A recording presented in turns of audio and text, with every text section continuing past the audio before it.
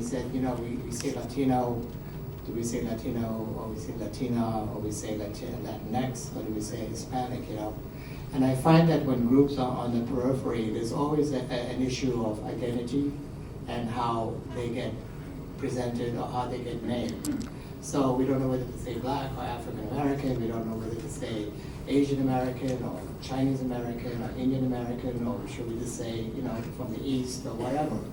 So the same thing here, there's always going to be these cultural identities where people have arguments about how to represent people who are on the periphery of society, and you find out a lot of different groups.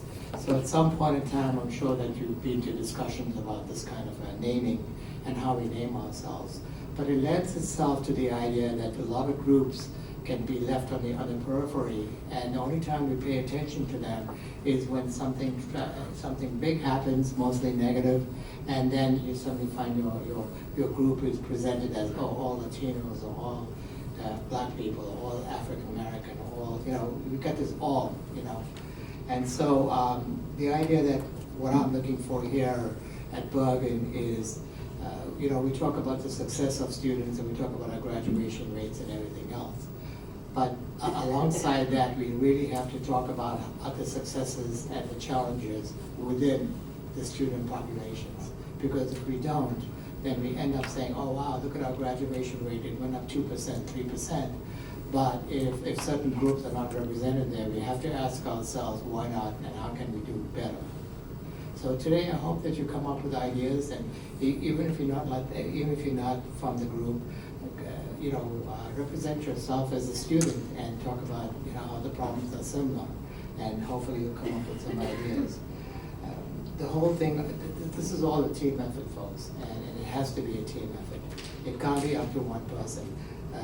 When I was doing this exercise, when we were doing this exercise, some people said, hey, we did this 5 years ago, we did this 10 years ago, and I understand. And sometimes when we do these kind of efforts, they go away, because I think part of it is that there's not enough people that are helping to make it happen. So we have to have people other than me or one or two other people. All of us have to be part of this. So we have to be part of the solutions and be part of the problem. So it's not, the college is not doing this. It's all of us in the college. So what we can do. And I hope that today when you talk about it, that you talk about what we can do and how we can solve issues. It's one thing to say this is wrong and this is wrong and this is wrong.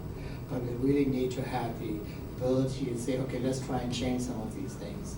Now, we're not going to be able to change everything today, but I hope that after today's meeting that we can come up with some ideas that will help us move forward and help us develop something that will eventually evolve into solutions for other groups that are also having issues in terms of how they present themselves.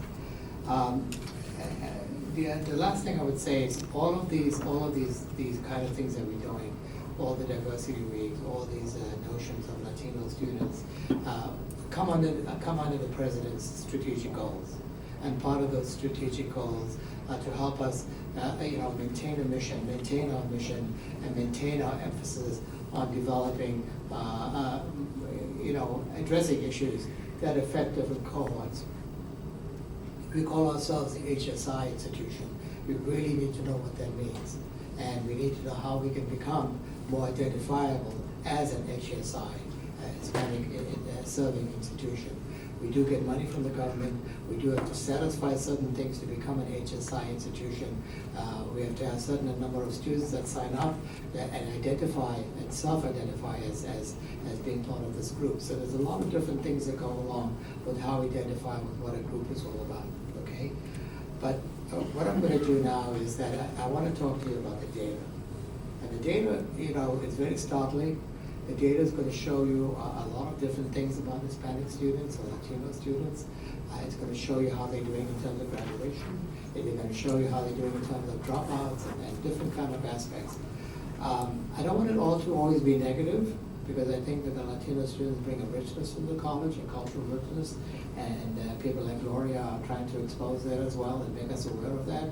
But there are some definite issues that we have to address, because the bottom line is that we can't bring students in here and they leave, and we don't know what happened to them, and they drop out, and we don't know what happened to them, and they don't graduate, and we don't know what happened to them. And then 3 years later, somebody like me comes along and says, well, what happened here? Oh, 5 years, 3 years, 10 years ago, we talked about it and it all died out. So we need that continuity. We need you guys to be leaders. We need everyone in this room to say that it's our problem. It's not just, the college's problem. But we also need leaders. We need people to come forward and say, I will take the reign, I will help, I will make sure this happens. Because if you don't, then it's all going to go downhill again. Okay? So I want to introduce you to Dr. Carolina Wolf, who is the assessment director and guru of the college. And Carolina is going to go ahead and talk to us about some of the data that as it pertains to Latino and Hispanic students. Dr. Wolf? Because it is really interesting. Hispanic Latino students make up quite a large portion of our population. If I take a look at the incoming number of students as compared to the total number of students at the institution, beginning with the 2018 cohort, 29% of the 13,352 students that we enrolled here at Bergen were Hispanic. Moving on to 2019, out of the 12,968 total enrolled students, 32% were Hispanic Latino students. Moving to 2020, fall of 2020, and when we report data, everybody, we focus on the fall enrollment because it really trends beautifully over time and we can benchmark. So what you'll find is institutions generally present the data based on fall to fall enrollment, graduation rates based on a 2 or a 3-year graduation rate prevalent. In a community college setting, what you'll hear mostly is a 3-year graduation rate, which I'll demonstrate to you in just a moment. Let's go back to the percentage of Hispanic Latino students as percentage of the total students enrolled. When I look at 2020, fall of 2020, out of the 11,409 students enrolled, 34% were Latino and Hispanic. And then lastly, this fall 2021, out of the 10,800 students who enrolled, 37% were Hispanic. So if you notice, we're only looking at positives here. More Hispanic Latino students enroll.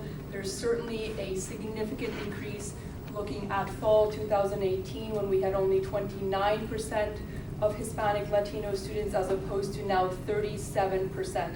So even though our number of enrolled students has declined, the total number of students who are Hispanic classify themselves when they check that box on the application is 37%. So that's a large increase. Moving down to, and I really do wish you could see it, but actually I can't even move my mouse. So this is interesting. I do apologize. Let's take a look at the 3-year graduation rate. The cohort that we're going to be, so when we look at graduation rates, just sort of an educational standpoint here, we look at the total number of students in a particular cohort. By cohort, I mean the total of first-time, full-time degree-seeking students. So in order for me to measure the 3-year graduation rate, I have to have a student enrolled here over a period of 3 years, so 6 semesters. So we'll always be looking at some back data. To you it seems like back data, but if I'm looking at a 3-year graduation rate, I cannot go any further forward than the cohort that arrived here in 2018, so which is the most recent one. Let's start with the oldest cohort of students. So those who entered Bergen Community College in 2015, fall of 2015, there was a total of 2,515 students. 20% were Hispanic Latino. Those who entered, thank you. Even make do. Of those, oh my God, and we're gonna need a screen. Go for it. Let's hope that is not a permanent marker. Of those students who entered in 2016, there was a total of 2,679 students who enter as part of that cohort. 19% of them. So we see a decrease of a percentage point. 19%. What date was that? What date was that? So that's the cohort of 2016. I do think that it's something majorly wrong with my work PC, because the moment I disconnected it from the port, it literally died. We have So- HDMIs that you Yeah. can plug in, but I don't know where they closed everything, so I don't have Well, access to are it. you guys okay with me reciting this? I think we're good, right? It would be a Okay. better visual for sure, but I think for what we're trying to do is to demonstrate to you that there's certain areas that we've increased, for instance, in the enrollment sector. We obviously see that uptick. In the graduation rate, we see a very interesting variance. In 2015, a total of 20% of students who were classified as Hispanic and Latino graduated within a 3-year period. Now let me just jump to 2018, so the most recent cohort, 18%. So we see a downshift. However, we also see a lower number of students, okay, in that particular cohort. We go from having 2,500 students, 2,515 students versus 2,166 students in 2018. So there is probably a slight variation also due to the number of students that were enrolled, but we do see that downshift. However, if you actually want to reflect on the 2017 cohort, only 15% of the larger number than the 2018 cohort, 2,312 students were total in that particular cohort. Only 15% of those classified as Hispanic and Latino graduated within a 3-year period. So you see, it really does vary, and there's factors that influence that. We will be doing a deep dive to really see where that downshift occurs. We want to become a data-informed institution to really be able to say, you know what, we experience a decline of 4% because of students not receiving enough financial aid, or students needing to perhaps drop out because of difficulties with their family situation. Perhaps someone needed to gain employment full-time, which precluded them from continuing out of college, in a college setting. So again, we start with the 2015 cohort with 20%, then the 16 cohort, 19%, 17 cohort, 15%, and 18 cohort at 18%. So it really does vary, but overall average, I would say, is an even 17.5% for all those years combined. Now, moving on.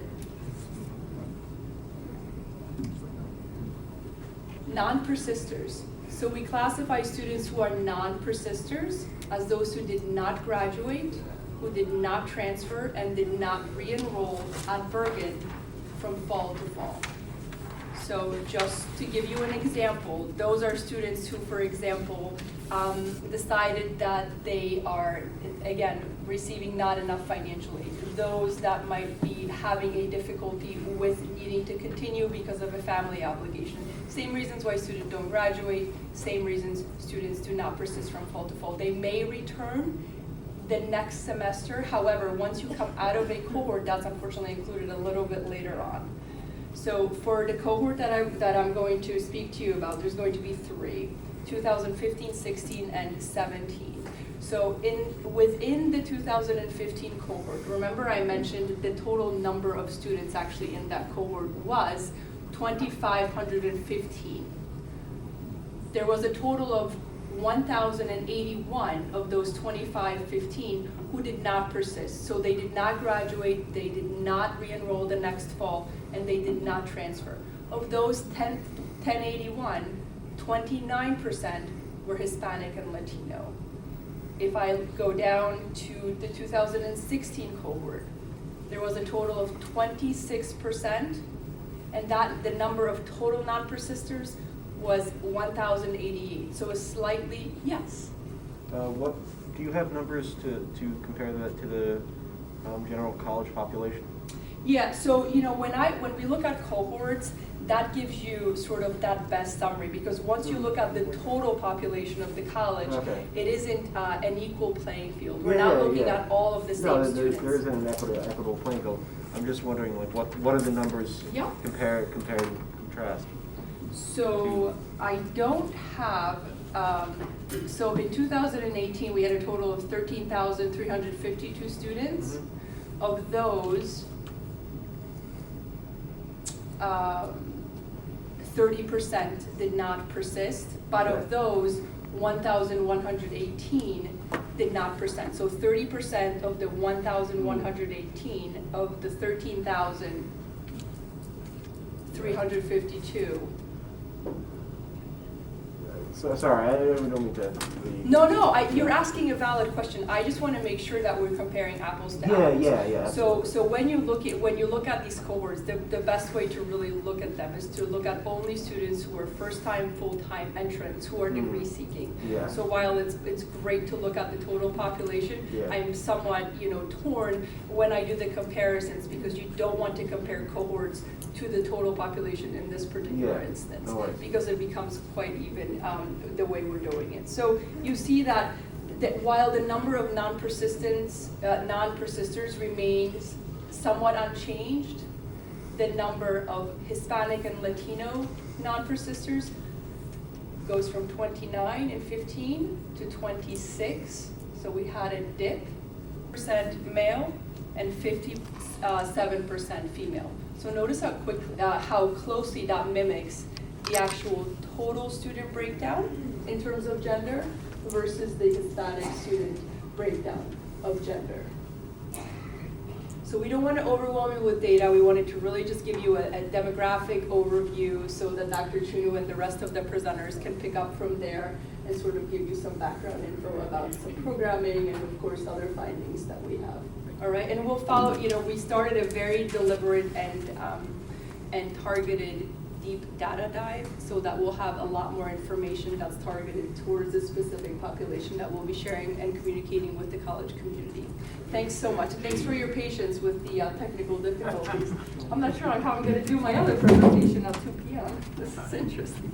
Thank you. Thank you. So I'm going to put this mic down.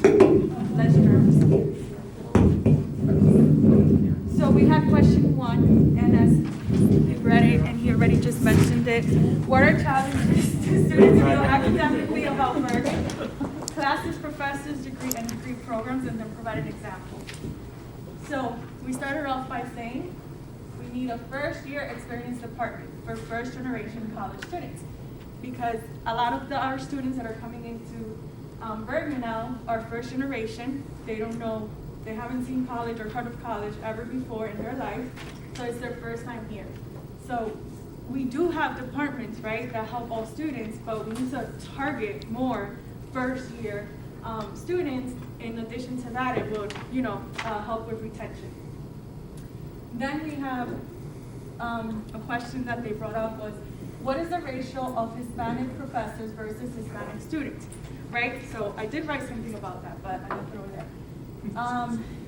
And so that comes in with diversity, equity, and inclusion, right? Students strive more when they can see someone that looks like them, that share experiences like them, and that creates opportunities for mentorship. It builds on their confidence because they're like, oh, I want to be like that. Oh, I want to be like you. Oh, so tell me more about yourself and your career and things like that. And so that would help also with retention. For 3, based on some of the things that students shared, is flexibility, communication, encouraging environment, universal design, okay? I'm gonna highlight that, put lines on it. Universal design in the classroom between professors and students and college administration as well. Then we have hire new professors with modern day expertise. Lack of resources. So we have here lack of resources when it comes targeted to Latino and other minorities, right? So administration should be more accessible and approachable so that students feel more comfortable to ask for help. From my experience, some of my students have even asked me if going to counseling is free. So yeah, so we need to make sure that they know that when they invest their money and their time to Bergen Community College, it comes along with a lot of resources. Latino resource room and have people that speak Spanish. And then what do we have here? Oh, and then better advertising of resources that are available on campus, because yeah, we have all these resources, but like sometimes you don't even know where they are and how to find them if they're free, right?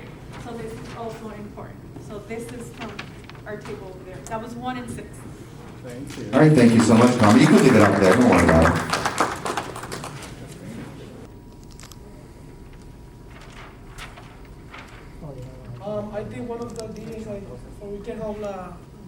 Latino and Spanish like to graduate is like we should do something about exploring the possibility to educate parents about the process of transferring and like getting the right school for they can own for their own profit, and like if we should like help the parents for they can know the fundamentals for the student, I think that would be a good idea.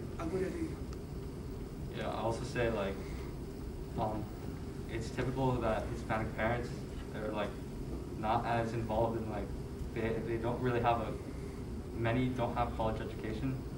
So if like a student is trying to go to the parents for advice, like information about like the college process, they can't really help, like, because a lot of the time they're not really that informed about it because they don't have the experience of going to college and that. So these sessions where they could learn about like this whole thing, that could help. And also like one of the biggest things holding back Hispanic students from graduating is a financial aspect. So we were thinking like, what if we did like fundraisers to like contribute to the scholarships that they can apply to, and in that way they can get more money, and it makes it easier for them to like graduate, to, like afford college. And also we can do like some culture like for them, like those events, like for they can feel familiar, and they can feel like when they go to those events to get like that fundraiser, it can maybe be a culture like for their own country, and they can get like when they come to Bergen, they can be like a family. They can they can be like, oh, I belong here. You know what I mean? Like I belong here. I want to do this. This is my experience. Like this is my culture. They're doing this. I want to feel like more familiar doing that. And another thing, we were thinking about it. We can relate maybe to LASA. We can do like an office where a student can go right away and ask that question. Because sometimes we get a lot of emails or stuff is going on, but we don't pay attention to the right information. So sometimes we should like maybe create an office that students know. Here you can go and get like information about scholarship, and they can go right away, and they can easily get that information is required to.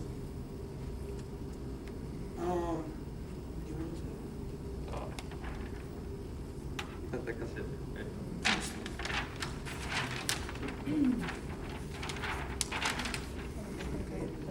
Yeah, I think we said that. Yeah.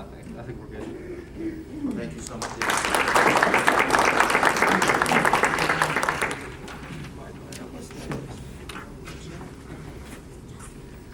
All right, it's something that is highly needed. So within our team, we were discussing a few things. Need someone who can walk through the registration process with the students and the family.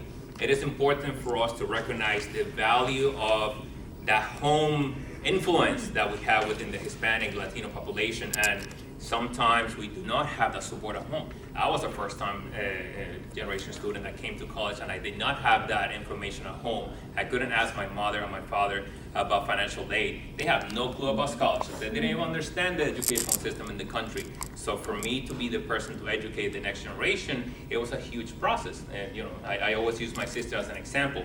She came here in 2014. She was the valedictorian of the school in 2014, transferred out to Stevens on a full ride scholarship. She's now attending medical school on a full ride scholarship because she had the right guidance. So I don't brag about what she does, I brag about how someone with the proper guidance can achieve. And that could be every single one of you here. For us to be able to do something like this will be huge. So what else do we have? Diversity, and I'm glad that the first group, from what I've heard so far, 1, 2, and 3, we have a lot of similarities. So diversity within the faculty body, you're right. When we look at that authority figure and we want to feel that identity, we look at our numbers and they're not that great. I feel that we have to be doing a better job. Can I talk to that faculty as an office hours, and can we possibly communicate in Spanish? A lot of the times we don't have that option. So can we increase that number? Hopefully we can, and I believe that we can. Same thing applies for the student services. Can we have more student services that are offered bilingually? Can I go and talk to a counselor academically, transfer, career? Tell me about what are my options as a student here at Bergen, and can you tell me how is that going to impact my employment when I get out of here? And tell me that in a language that I speak. So can we do that? And again, I believe that we can do that as well. Same thing for, let's say, tutorial services. Can I go to the tutoring center? Can you help me with something as simple as terminology? You know, we have a lot of students that have attended schools outside of the country, and they come here well equipped with education and knowledge, but sometimes making that transition, the translation into the right terminology, can be critical and can be a huge impact on their academic performance. Financial aid workshops bilingually. So I know that some of the members of the financial aid staff, they speak Spanish, so sometimes we overwhelm them. Like, just go and talk to them. Go and talk to Jeanette. Like, they'll be able to give you the guidance. But if we had a bigger pool of individuals within the school population that can address these kind of requests, students that need the speaking language, that would be great. So again, more diversity, more bilingual services, that would be great. Culturally sensitive training is school-wide. This is not only for the faculty, this is also for the staff. Sometimes we need them to understand. It's very important, and we need to address it. What else? An awareness campaign. Someone else also talked about, you know, feeling that sense of belonging. What can I do? We have a really solid program. I'm happy to see some of my members here within the STEM program. We have very solid clubs. We get together on a bi-weekly basis. We work on projects. We do all these cool things over the summer. We spend more time here than we do at home, and that translates into projects, translates into opportunities, translates into scholarships, translates into amazing things. Can we do that at the school-wide level? And I believe we can. We just need to find the right individuals that can lead those incentives. What else do we have here? Okay, this is a good one. Do we need a better website presence when it comes to Hispanic population services? We brag about being an HSI institution. I'm telling you, we can survey the student center right now, and a handful of students are going to understand what an HSI status for an institution is. They'll tell you, okay, what are some of the things that we do? Are we this Hispanic survey institution, or are we just a Hispanic enrolling institution? I'm happy to see those numbers that we heard at the beginning from Carolina, but if more than a third of our student population is Hispanic, what are we doing to better serve them? And I believe we have to do a much better job when it comes to those services. And I believe I already covered everything, but again, I'm very happy to hear that the students and us, we're sharing the same sentiment, and I'm hoping to see that this is going to translate into action rather than just a couple of bullet points on a piece of paper. Thank you very much. And like Carmen said, and we came up with, one of the things that we definitely need on this campus is to be more transparent about our HSI status and our community. I happened to look the other day, and there's a very small print at the bottom of our webpage that says we are in HSI school. Okay, that should not be the case, because like Louis says, we're promoting it, we're getting funding, and therefore we're proud. Latinos are very proud, and we're proud where we come from, and we're proud to help our students get from point A to point B, and we want to ensure that we provide those services. But when our institution has this little tiny little word at the bottom of the website, what's that to be proud of, right? So definitely we need transparency in our community, with our administration as well, with support on that end, okay? We also need to create, I'm sorry, I should take this off. We also need to create a more welcoming and a safe environment for our Latino students. In general, we should be providing that for all of our students, right? But for the sake of speaking about Latino Heritage Month and our Hispanic population, we need to have that welcoming feeling to our students, right? They're coming into college for the first time. We are as large as a four-year school, and they're coming into this institution, A, not knowing how to speak English, and B, totally lost, and they don't feel welcomed. One of the ideas would be more sessions in Spanish for financial aid and registration. A lot of students have no idea what classes to pick, where to start, especially when they're high school students and they're coming in and this is their first year. they're very, very like stressed out and they really have no clue. And a lot of them have no help from their parents because there's a language barrier or also a technology barrier. A lot of things that we do now, like the FAFSA, for instance, is all done online. Registration is done online. So if the student doesn't know how to peruse in the website, it's a challenge for them. Another thing that we discussed was educating students about the availability of and accessibility of financial aid and scholarships, as well as the opportunity of paid internships or work study. A lot of students don't even know that if they're Pell eligible, they can work here in the college as a work study and get paid, and it's additional funding for them. There's also a great starting point, which is it's a database provided by the Congressional Hispanic Caucus Institute, which is called NextOp.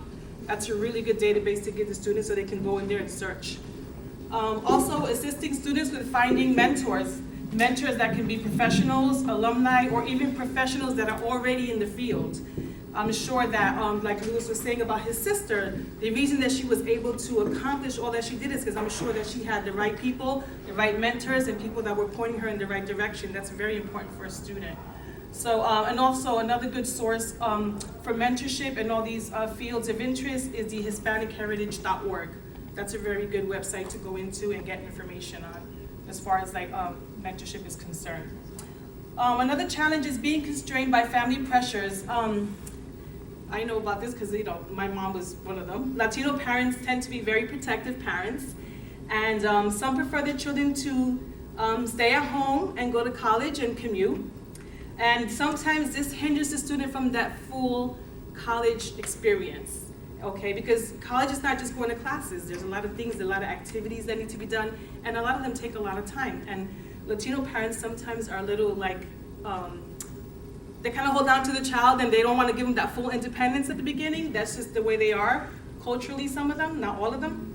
So, and it's also due to the socioeconomic situation that they're in. Sometimes they're depending on that student to go to school and also work to help financially in the family.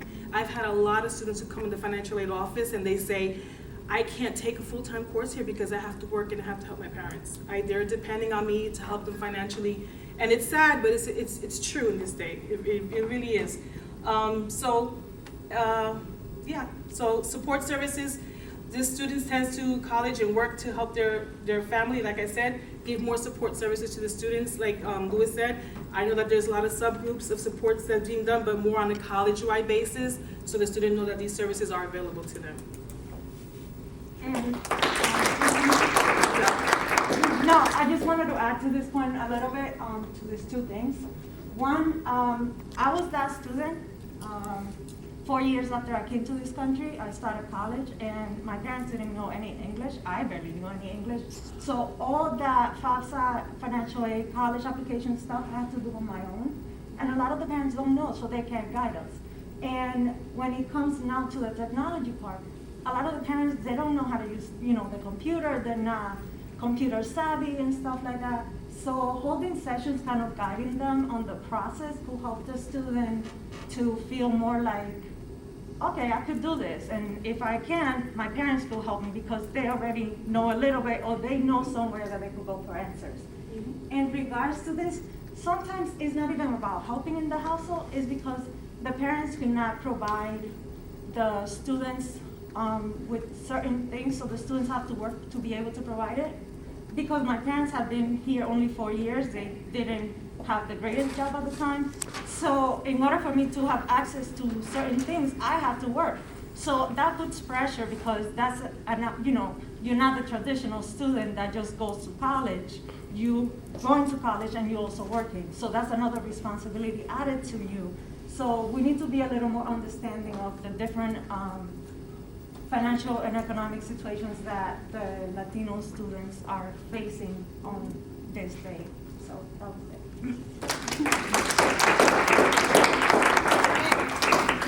Tell us the other website that you guys So the first one for the scholarships, it's very broad.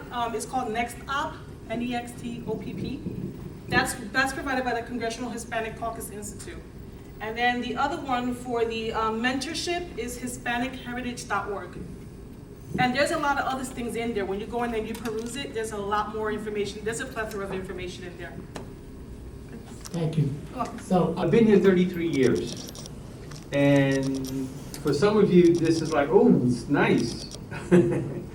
I've heard this quite often. Gloria's been with me, so I know she's heard this quite often as well. And the biggest issue for me is a very simple thing. We've known about these things for years, for decades.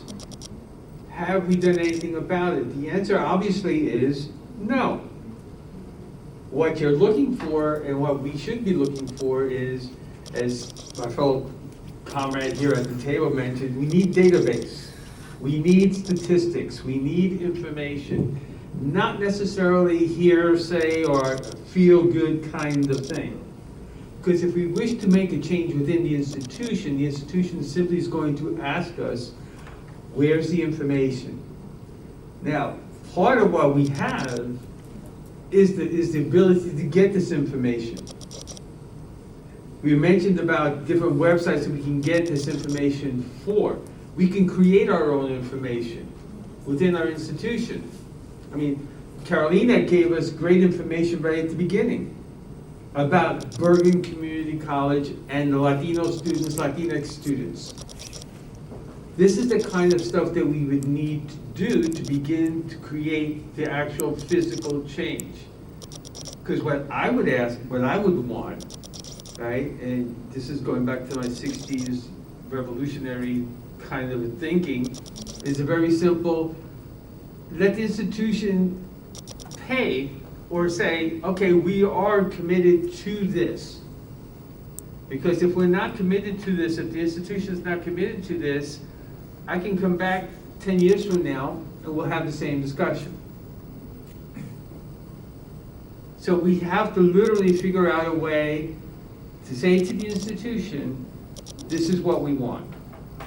Now this takes time, this takes willpower, this takes also commitment. All of this that we've just gone through is critical information for us. Right? We have to put it together in a format and present it to the institution. That would be our job. That's what we have to do. You know, and so again, I looked at all of these things, and I'm one of those research people. I'm a career counselor, so all I do is research, and I love research, and I'm a nerd about research. So we need to do this if we want to actually make a change. This is not an option for us. All right, I'm getting tired and getting ready to retire. You guys are brand new. You have your life. This institution will make the change that you need to do or have to create your life. This is an investment into your life, what you want to do, and the people who come after you. Think of all the folks who are in junior high, in high school, the ones you graduated with, remember when you were a senior, and they were freshmen? They're coming here. So when you make the change, you're making the change for those individuals. And that's who you should be thinking about. I think I've talked too much, but and to me, like I said, what I would like to get out of this is something hard, factual, documented, and so that we can bring it to the administration and say, we're going to hold your feet to the fire. This is what we want. Now, the rest of it is on us to come up with this, meeting, organizing, writing, doing all of this kind of stuff. The only last thing which I liked, by the way, and it was important because it's one of the things I hear all the time, and you mentioned at various places, the parents. We need to have our parents involved in this. Because when we go home, in terms of your students, you guys, you need that support. You need to educate them in terms of what you're going through, because they don't know what you're going through. They're not feeling it. They don't understand the pressure. They don't understand why are you always at this library and you're not working. Meanwhile, you have 2 jobs and you're trying to make ends meet, and they're wondering why. You're under a lot of pressure. And it's up to you to figure this out. Now, we at Bergen should help you figure this out. And that's our job. Do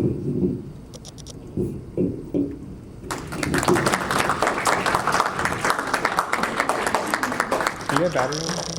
I think we've all touched Let me know upon a lot of the when- things that we're all Yeah, I'll let thinking you know in when terms of how we're gonna be there's someone servicing trying. our Hispanic community within Bergen. The numbers show for themselves. We are increasing our numbers as students every single year.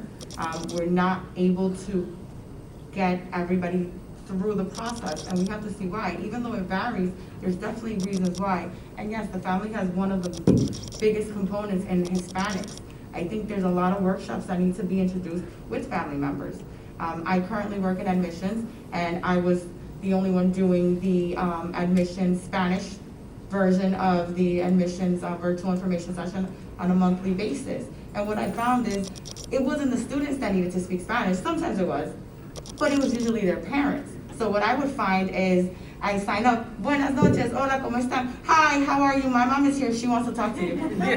Okay, you know, and I'll gladly talk to their parents and I'll gladly explain it to them, but the students understand, but they need their parents to understand so that they can have that support. You know, a good friend of mine once told me about the Hispanic effect. There's something to be said about Hispanics and their family, how it is that we can persevere together.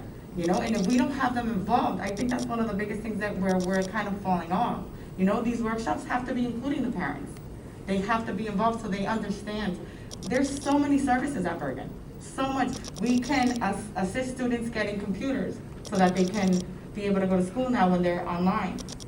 Does anybody know about this? Do we all tell people about this? Or is it only in that dear moment where we're reaching out to somebody here or there that we find out? There's so many services in terms of mental health. We have a lot of things that we can offer for students that are just starting and they want to start with the ALP. Sometimes that's not the right start for them. Who talks to them and explains to them, maybe you should be starting in Hackensack. You know, in terms of financial aid, we know 30 credits only is being paid by the federal government. So if it's 4 semesters, that's 2 semesters that are being covered. Who is helping them cover the other 2? Do we have foundation scholarships? Do we have classes? Like, God willing, you know, I'm gonna be in a meeting with Carol Mealy and Iris Butino. We're trying to incorporate an IST course for the ALP community. So when they're looking to have 1 or 2 classes to have at least 6 credits so they could take out a loan, we're gonna hopefully be able to help with that. But it can't just be one IST course. It has to be several different places where they can look for these resources. The scholarships, the ALP, maybe a different type of grant, anything that can be done. If we're receiving these fundings, there has to be a way, and data is what's gonna drive us. Data is gonna be what we're gonna be able to say to the president, here, this is the information that we got. Look at the numbers. Look at all the other institutions that have higher numbers. This is how they're being successful. You know, I think we do a great job. I really think we need to do a lot more. You know, I hope that this is not going to be the end of the conversation, and I know a lot of people have gone through this throughout the years and are a little jaded. I don't want to be jaded. I am enthusiastic and I am very hopeful. I really think that within the years to come, things will change and they will get better. But we all have to push and sometimes give a little bit of ourselves. And I know we probably stretch ourselves out enough as, you know, being employed, having home lives and everything else, but sometimes we have to give a little bit more just to try to get to that end goal. And hopefully with these panels and with these conversations and with all these bright minds that we have working with us as students and as, you know, co-workers, we'll be able to get there. That is the hope. Can you look at names, the people who I'm just going to run through a few quick ideas I had. I'm not a stats person, but I understand what Carolyn was talking about. I'm more interested in surveying the students to find out why they dropped out of school. How are we supposed to help a population unless we know the reasons why? Use successful Latino students as mentors. We talked about hiring staff and faculty. I don't see that as realistic in the next few years. So we have a lot of Latino students who are very successful, going on to other schools. We have ones that are attending now that are 4.0 students. Use them as mentors for the other students. Talking about seeing somebody that's similar to you, who's more similar to a student that's sitting in the same class as you are right now. And my last thing is, I think we need to do a specific Latino open house. Invite the families. It shouldn't be workshops afterwards. It needs to start from the beginning. So Bergen Community College actually plays a huge role in my life. So I was once a student here. I graduated with my associate's degree, and many of the people here have actually guided me throughout that process. Ralph, Tim, Jean, ever since I was a student here back in the day. And then from there on, I transferred, and now I'm back working here. And so just to kind of repeat, I guess, because at this point we all have addressed the same things and we all are thinking alike. So for the people on the third floor, right? So we need to address the systemic barriers, right? So diversity, equity, and inclusion. You need to value the employees that you already have here who are Hispanic, right? So equity, pay them more or pay them for what they're worth so that they can feel like they can actually are more supported while doing their job. Not only that, but including them in the conversations that are going on campus or in workshops, and having more workshops that are just Spanish speaking. And so we mentioned also, more people who look like the students. And so we talked about that. And then also, in order to create change, students must have a voice, right? And everything that pertains to their college experience, right? The students choose Bergen. They choose to invest their time, their energy, and their money, funds, whatever it is, that's valuable to them at Bergen. So you students, you are going to make the difference, right? So you need to have a voice. And to piggyback on what Tim Foote said, surveys, right? So ask students, why are you not coming to Bergen again? Why is it that you decided to drop? Or what are ways that we can help and improve you? So again, students, you must have a voice in everything that we do here.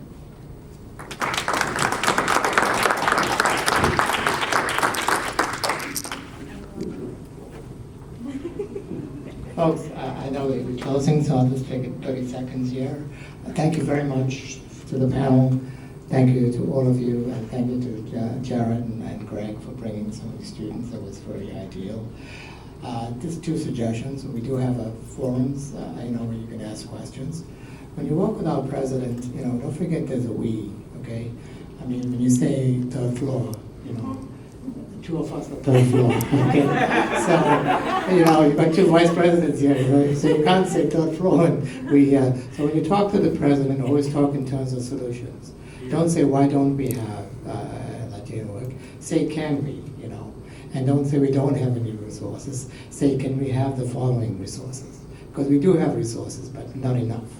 But say it in a way that he's going to listen to it, because whenever he comes back to me, he always says, well, the student says they have no resources. So why couldn't they ask you? Why couldn't they ask Wilton? Or why couldn't they ask me? Why are they making speeches that say there's no resources? And he doesn't know about it. So it's a two-way street. He's very willing to listen, but always come across in a way that you become a part of the solution as well as a part of the observation of what we need to do, okay? So tomorrow, bring up some of these things. I'll do a summary of this. I need some leadership, folks. I need somebody to say, Ralph, I got this, or I can do this. This can't only be me or Jared. We need people to help us out with this stuff. And SGC is always going to be here too to help us out. So, I hope that we can move forward. Let me do the summary first. If you guys, we get a group together, and I don't want it to be like what, Gene said, it's just going to go down. And it's very easy to go down, okay? So please, let's move this forward, and I will look for a Latino center. I'll talk to the exec team and see how we can do that. It's not a difficult thing. You can start small and make it bigger, But once we get it off the ground, then people have an identity, and they know a place where they can go and talk to people. We need LASA. We need a LASA group. We don't have enough members. We don't have enough club members. So we need the presence of LASA. So anybody else here want to take that on and get the LASA team back on the ground, back off the ground, work with Jared, but we do need that too. Okay? Thank you very, very much. I appreciate it.